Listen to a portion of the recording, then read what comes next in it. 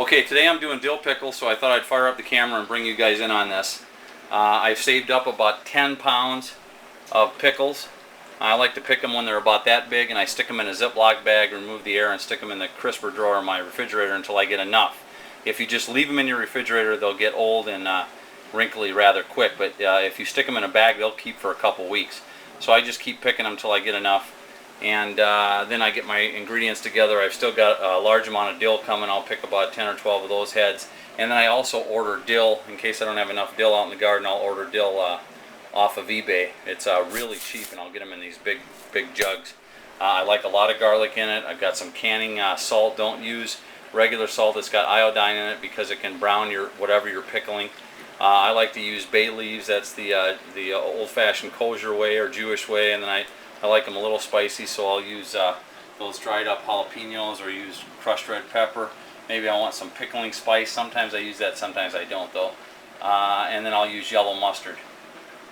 I also this year, I'm going to try the pickling crisp. And what this is pool shock. It's calcium chloride. It's the same stuff that pool shock is made of. And what it does is it kills the enzymes that cause your pickles to get soft. There's enzymes on the skin that will cause your pickles to get soft while it's canning, and also in the flower end. Now, if I wasn't using the pickling granules, I would remove the flower end. I'd just take off about 1/4 inch. But because I'm using that, I'm not going to bother cutting those up.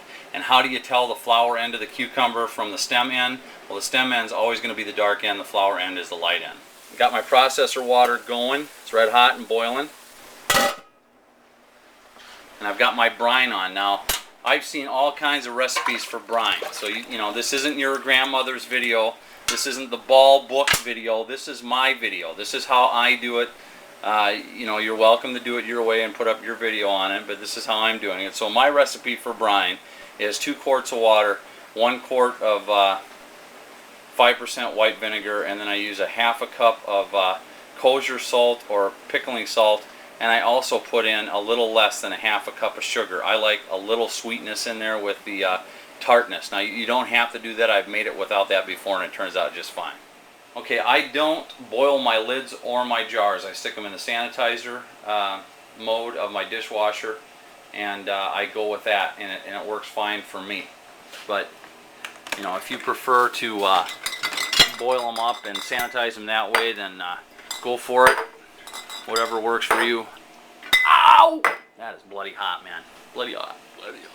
Alright, get your jars ready. And I get the jars ready before I pack them. So I'll stick in, you know, 4 or 5 cloves of garlic. I love garlic, you know, I mean, you never have enough garlic. 3 or 4. Don't go nuts with it.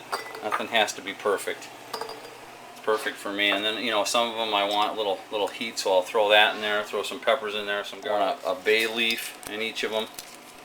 Every prepper should learn how to preserve food. It should be something you should be practicing right now. It'll not only will it save you money, it's a ton of fun, and there's nothing that you can buy, all right, nothing that you can buy that's going to be as good as what you can make. Even if you mess up a batch, it's going to be better than anything you can buy at the grocery store. Now, these cucumbers cost me less than $2 because I grow them by seeds, but if you go down to the farmer's market, you could probably pick up 5 or 10 pounds actually of cucumbers for under 10 bucks. I mean, it's still way cheaper than what you can get at the store.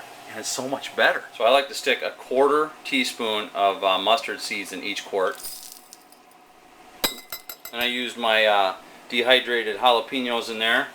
And I'm going to use just some, this is stuff that I put on top of my pizza. It's just crushed red pepper. Just to give a little heat. I like a little heat. And then stick a head of dill. Doesn't take much, into each jar. Some people like to put these on top. I don't. I tried that for a long time, and it just makes it harder to put the lids on, so I like to put them in now. And the pickle crisp or pool shock, put 1/4 teaspoon of that in there. Doesn't take a lot, but it'll kill all those enzymes that make your pickle soft. Overcooking will make your pickle soft too, but we won't do that. Okay, my pickles have been sitting, my brine's on, I'm all set. So all I got to do now, the trick, this is the real trick to it. Sometimes you can lay your jar on the side to get the pickles to sit flat, but pack your jars and get as many in there as you can. still leaving enough headroom for you.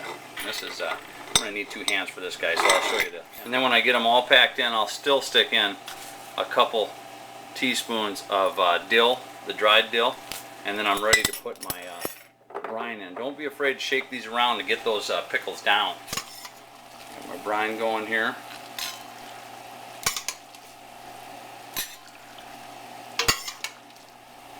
These are so cool looking on the shelf too, and they're good, man.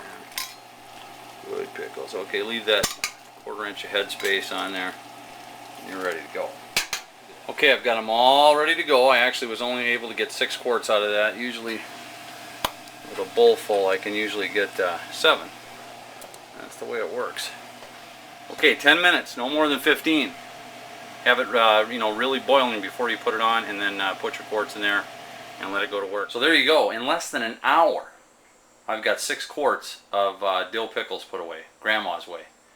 There are great sources on YouTube for pickling and preserving food. Ironhead 41, I've mentioned his channel before. Michigan Snow Pony is another great channel for pickling and preserving, and Homestead Acres is another source that I use. But you know, there's tons of recipes. I kind of grew up with this, so I just, you know, I have some of my mom and Grandma's old recipe books, and I just use those. There's a ball preserving book out there that's pretty good, but they tend to be food safety Nazis. Everything really is super salty and super, you know, super vinegary. I don't really like a lot of their recipes, but it's at least a place to start. But there certainly are a lot of good sources on here, and every prepper should be practicing this. This is much more important than the bug out bag. This is going to take you into the long-term scenario if there ever is a problem. But even in good times, you're eating better food.